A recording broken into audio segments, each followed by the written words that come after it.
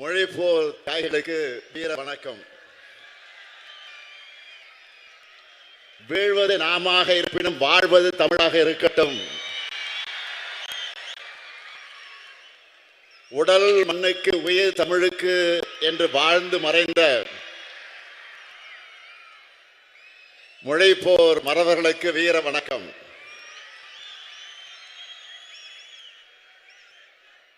திராவிட இயக்க தீரர்களே, நீங்க உருவாக்கி கொடுத்த நிலத்துல தான் நாங்க வாழறோம். மொழிபோர் வீரர்களே, உங்க மூச்சு காற்று தான் இப்போ எங்களை இயக்கிக்கிட்டு இருக்கு.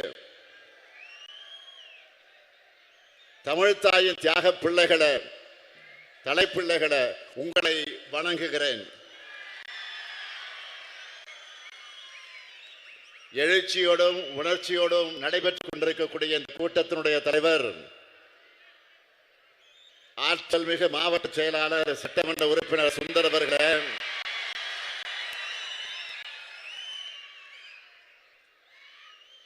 மேடையில் அமர்ந்திருக்கக்கூடிய காஞ்சிபுரம் வடக்கு மாவட்ட கழகத்துடைய செயலாளர் மாண்புமிகு அமைச்சர் அருமை நண்பர் அன்பரசன் அவர்களே, நாடாளுமன்ற உறுப்பினர் செல்வம் அவர்களே, சட்டமன்ற உறுப்பினர் எழிலரசன் அவர்களே, வணக்கத்திற்குரிய மேயர் மகாலட்சுமி யுவராஜ் அவர்களே, மற்றும்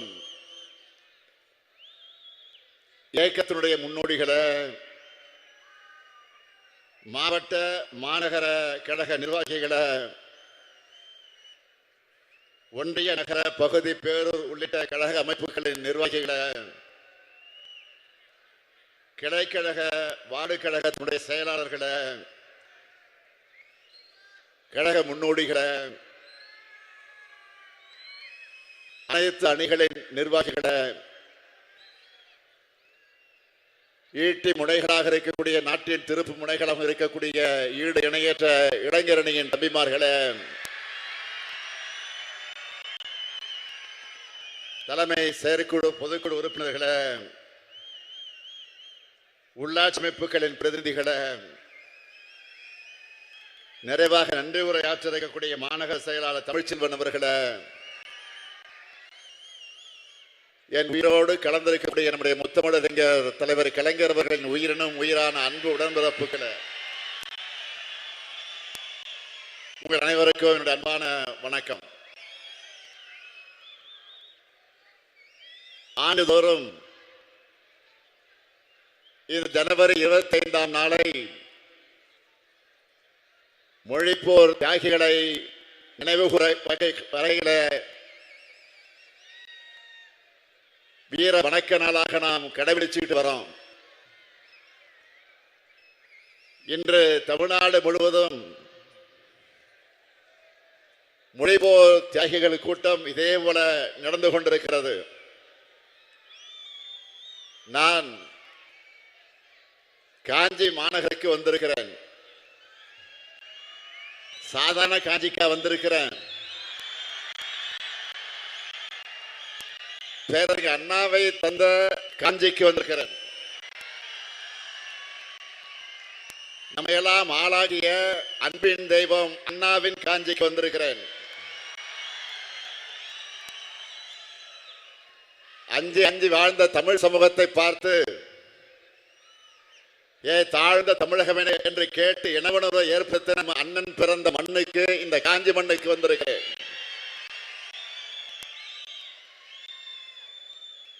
வரலாற்றில் எத்தனையோ தலைவர்கள் உண்டு. அதில் அண்ணாவை பார்த்தா எனக்கு சில நேரம் பொறாமையா இருக்கும். ஏன் தெரியுமா? பெரியாரை போல குருவும் கலைஞரை போன்ற ஒரு சிஷியனும் கிடைச்ச ஒரே தலைவர் பேரறிஞர் அண்ணா தான்.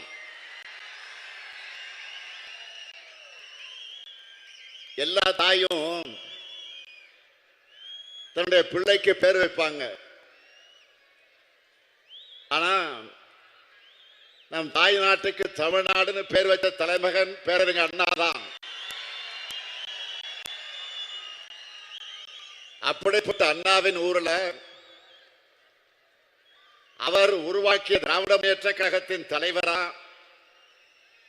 இந்த முத்துவேல் கருணாநிதி ஸ்டாலின் பேசுறது எனக்கு கிடைச்ச பெருமை. மிக மிக உணர்ச்சி மயமான மனநிலையில இங்க உங்க முன்னால நான் நின்றுகிட்டு இருக்கேன். என்னோட அரசியல் பயணத்துக்கு எத்தனையோ உந்து சக்திகள் இருக்கலாம்.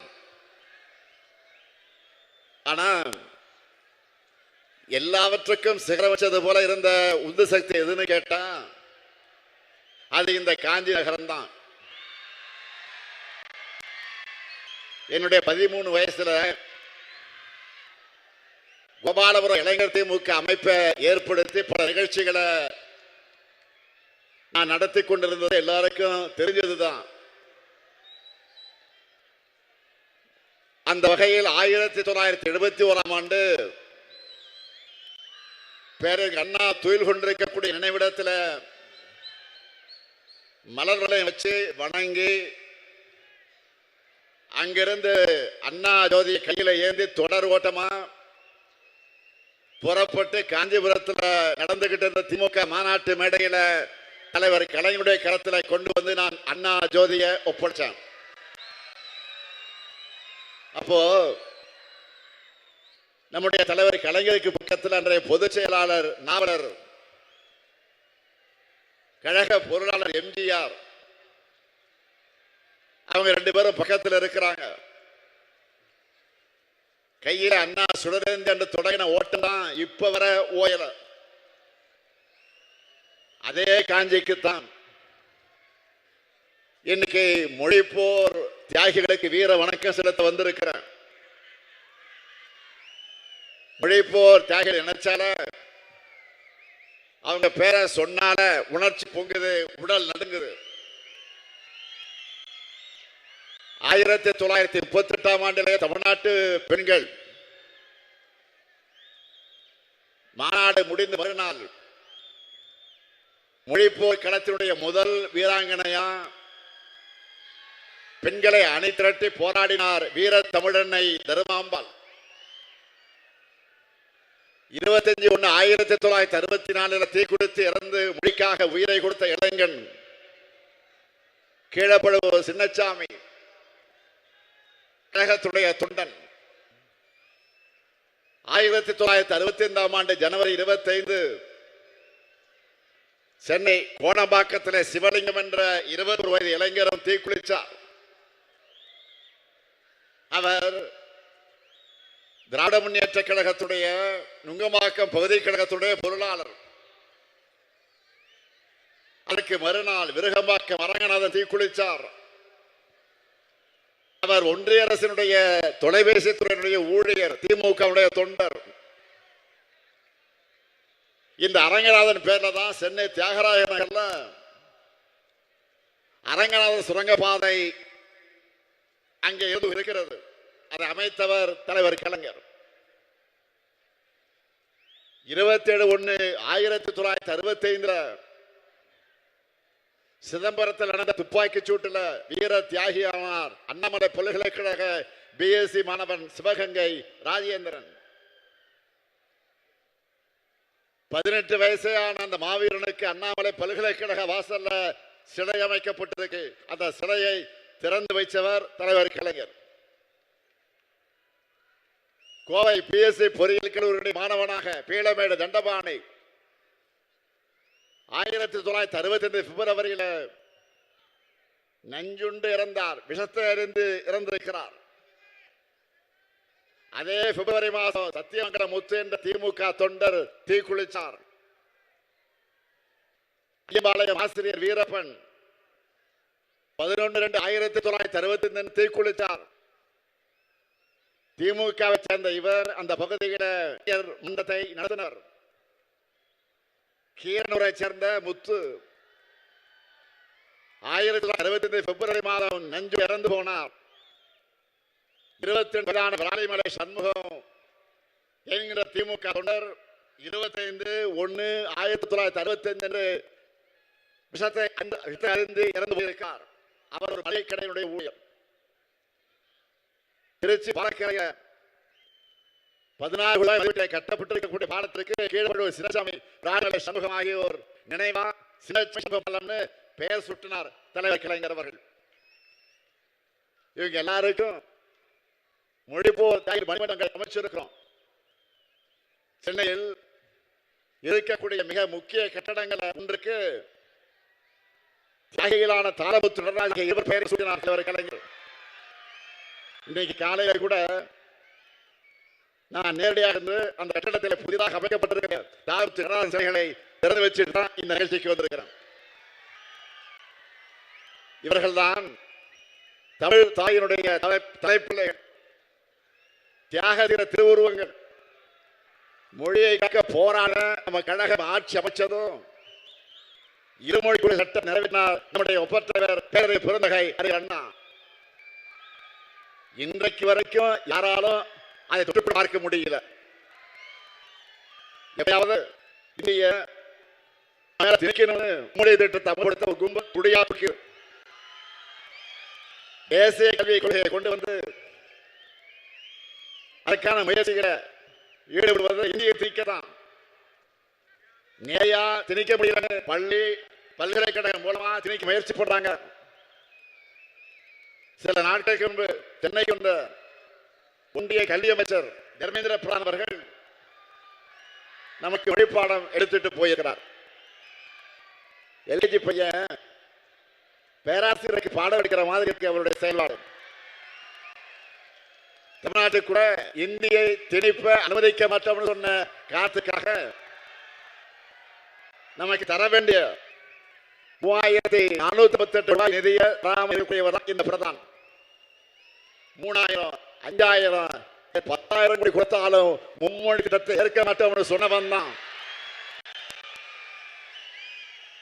3000, 5000, 10,000 கோடி கொடுத்தாலும் மும்மொழி திட்டத்தை ஏற்க மாட்டோம்னு சொன்னவன் தான் இந்த முத்துவேகனானது. பணத்தை அதிகாரத்தையும் காட்டி நாங்க பணிஞ்சு போக நாம என்ன அடிமைகா? அண்ணா கலைஞர் போன்ற தமிழ் பாதையுடைய பரம்பரையில் வந்தவர்களாம். அதுமல்ல, மொழி போர் வீரர்களான நடராஜன் தாளமுத்து ராஜேந்திரன் அவர்களுடைய கொள்கை உணர்ச்சி எனக்குள்ள ஓடுற காரணத்தால் அப்படி சொன்னேன். 1938 இருந்து இந்திய திணிப்புக்கு எதிராக நம்ம போராடி கொண்டிருக்கிறோம். இந்தி என்பது வெறும் மொழி திணிப்பு மட்டுமல்ல, அது பண்பாட்டு படையெடுப்பு. இந்தியா முழுக்க இந்தியின் ஆதிக்கத்துக்கு எத்தனை மொழிகள் வழியானது. இந்திய உதைக்கு நாம் ஆங்கிலத்தை தொடர செஞ்சதால தமிழ்நாடு எப்படி வளர்ந்ததுன்னு கடந்த ஆண்டு நான் ஒரு கடிதத்தொடர் எழுதினேன். இந்திய அளவில் அதுக்கு மிகப்பெரிய வரவேற்பு கிடைச்சது.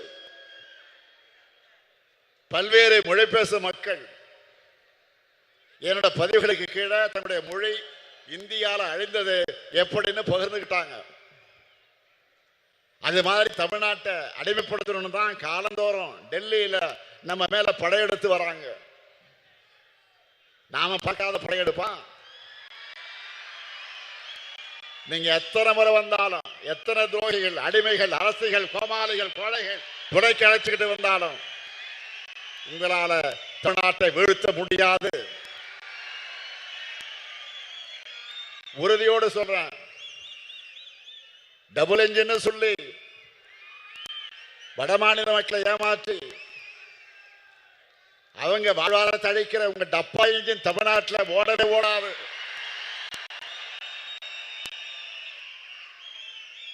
ரெண்டாயிரத்தி 21 பெற்ற தோல்வியிலிருந்து எந்த பாடமும் கத்துக்காம மறுபடியும் கொத்தடிமை கூட்டமான அதிமுகவின் தோல்ல வந்து பாஜக வருது. இங்க சுந்தர் பேசுறது சொன்னார,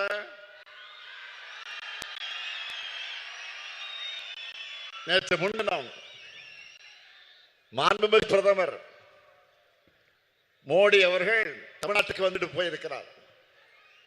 இனி அடிக்கடி இந்த பக்கம் பிரதமர் மோடி அவர்களை எதிர்பார்க்கலாம். தேர்தல் சீசன் வந்துட்டா போதும். தமிழ்நாட்டுக்கு வந்து பல வெரைட்டில அவர் வடைகளை சுடுறது வழக்கம்தான். இந்த முறை வந்தார், வழக்கமான பழைய வடைகளை தான் சுட்டுட்டு போயிருக்கார். அந்த மாவும் புளிச்சு போச்சு. அதை கேட்டு கேட்டு தமிழ்நாட்டு மக்கள் காதும் புளிச்சு போச்சு.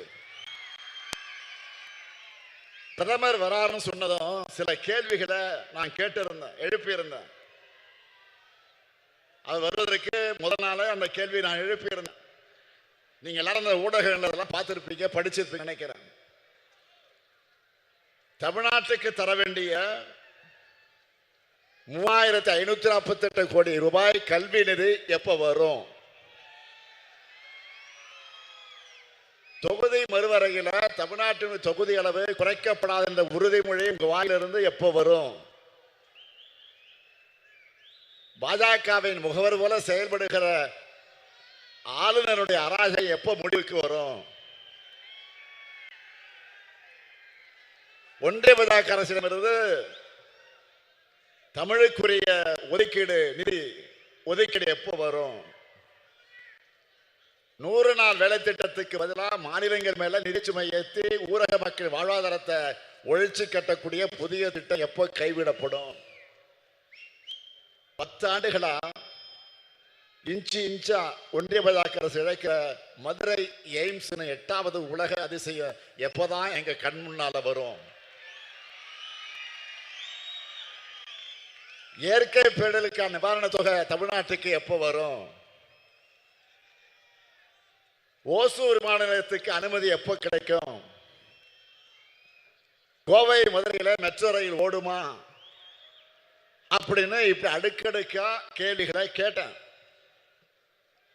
இது எதுக்குமே பிரதமர் மோடி அவர்கள் பதில் சொல்லல. இருந்தா தானே சொல்றதுக்கு. ஆனா தேர்தல் குறித்த தன்னுடைய கற்பனைகளை பேசிட்டு போயிருக்கிறார்.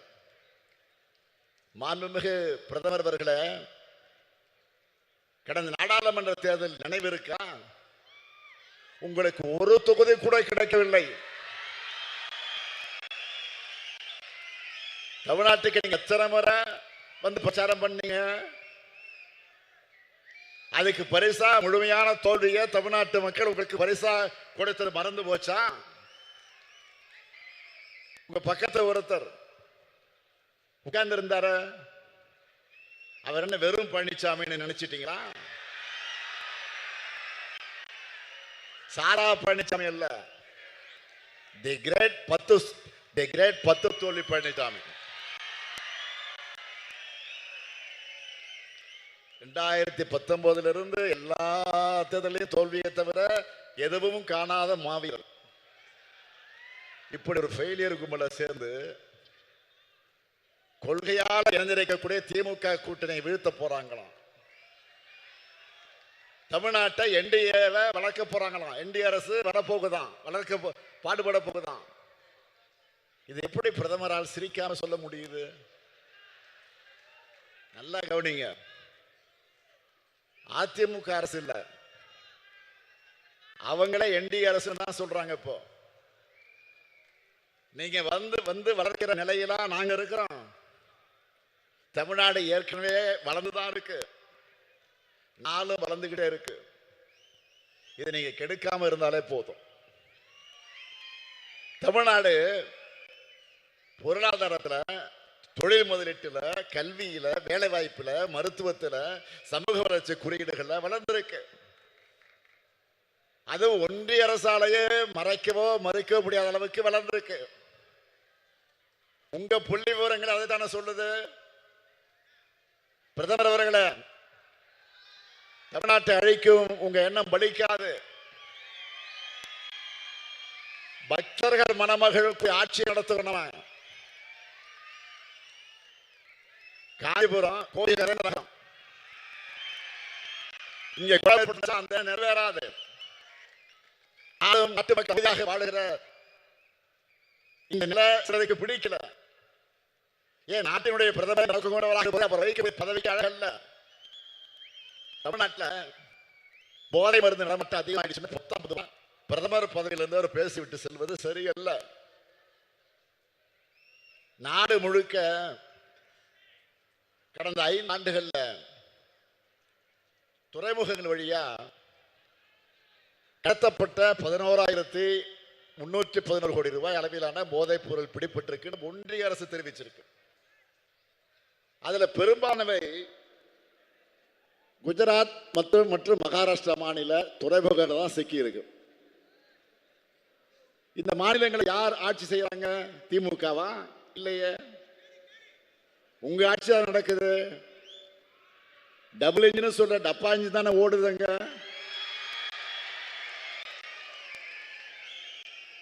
இந்தியாவுக்குள்ள போதைப் பொருள் நுழைறதை தடுக்க வேண்டியது பிரதமர் மோடியும் உள்துறை அமைச்சர் அமித்ஷாவும் தான், இந்த ஸ்டாலின் இல்ல.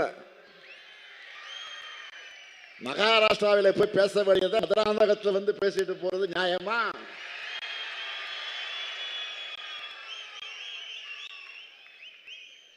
அடுத்து, தமிழ்நாட்டில் பெண்களுக்கு பாதுகாப்பு இல்லைன்னு இதை வேற பிரதமர் அவர்கள் சொல்லிட்டு போயிருக்காரு.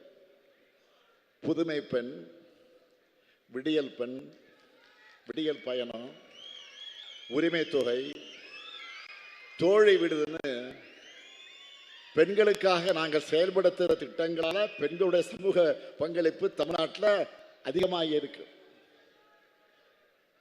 அதிகமான மாணவிகள் கல்லூரிகளுக்கு வந்து படிக்க வர்றது தமிழ்நாட்டில் தான். இந்தியாவில் அதிகமான பெண்கள் தொழிற்சாலையில் வேலை பார்ப்பது தமிழ்நாட்டில் தான். இது எதுவும் தெரியாம ஆளுநர் போலவே பிரதமர் அவர்கள் பேசுவது மிக மிக கண்டனத்துக்குரியது. 5 மாத கர்ப்பிணி பெண்ணான பில்கிஸ் பானு அவர்களை கூட்டுப்பாலை வன்கொடுமைக்கு உள்ளாக்கின 11 குற்றவாளிகளை விடுதலை செஞ்சது உங்க குஜராத் அரசு தானே. உலகமே அதிர்ச்சி அடைஞ்சாங்களே. உச்ச நீதிமன்றமே அதை ரத்து பண்ண. நீங்க பெண்கள் பாதுகாப்பு பத்தி பேசலாமா? அதுவும் பாலியல் குற்றங்கள் ஈடுபட்ட குற்றவாளிகளுக்கு முன்விடுதலை கிடையாதுன்னு சட்டமன்றத்தில் தடை சட்டம் நிறைவேற்றி இருக்கக்கூடிய இந்த ஸ்டாலின் அரசை பத்தி நீங்க பேசுவதற்கு உங்களுக்கு யோக்கியதை இருக்குதா? அருகதை இருக்குதா? குற்றங்கள் நடக்குது பிரதமர் அவர்கள் பேச நினைச்சா எங்க போய் பேசணும்? பாஜக கூட உத்தரப்பிரதேசம் போய் தான் பேசணும். மணிப்பூர்ல போய் பேசுங்க. இதை விட இன்னொரு கூத்து என்ன தெரியுமா? ஜெயலலிதா ஆட்சியில குற்றமே நடக்கலன்னு சொல்லி அதிமுக தொண்டர்களையும் பிரதமர் ஏமாத்த பார்த்திருக்கிறார். குஜராத் மொழியா இந்த லேடியான்னு தமிழ்நாட்டில் ஊர் ஊரா போய் அம்மையார் ஜெயலலிதா கேட்டாங்க தெரியுமா? அதெல்லாம் மறந்துடுச்சா? இந்தியாவிலே அதிமுக அரசு தான் ஊழல் அதிகம் நடக்கக்கூடிய அரசுன்னு நீங்களும் உள்துறை அமைச்சர் அமித்ஷா அவர்களும் பேசினதா ஞாபகம் இருக்கா? இது எல்லாத்தையும் நீங்க ஒருவேளை மறந்திருக்கலாம், தமிழ்நாட்டு மக்கள் மறக்க மாட்டாங்க. வழக்கம் போல இந்த தேர்தலையும் பாஜகவுக்கு என்ன செய்யணுமோ அதை சிறப்பா செஞ்சு அனுப்பத்தான் போறாங்க.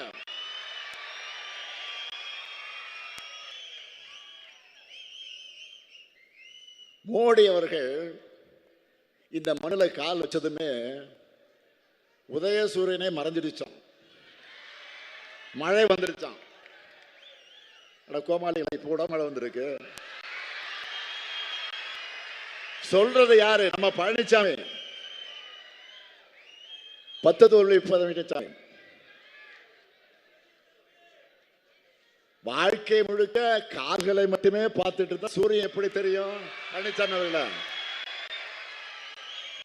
பழனிசாமி அவர்களே, வாழ்க்கை முழுவதும் காலையே பார்த்துட்டு இருந்தா சூரியன் எப்படி உங்களுக்கு கண்ணுக்கு தெரியும்? ஒரு முறை ஆச்சு தலை நிமிர்ந்து பாருங்க, அப்பதான் சூரியனுடைய இருப்பும் பவரும் உங்களுக்கு தெரியும். தமிழ்நாட்டுக்கு ஒன்றிய பாஜக அரசு தொடர்ந்து செஞ்சுட்டு வரக்கூடிய வஞ்சகத்தை தட்டி கேட்கக்கூடிய துணிச்சலும் முதுகெலும்பும் திராவிட முன்னேற்ற கழகத்திற்கு மட்டும்தான் இருக்கு.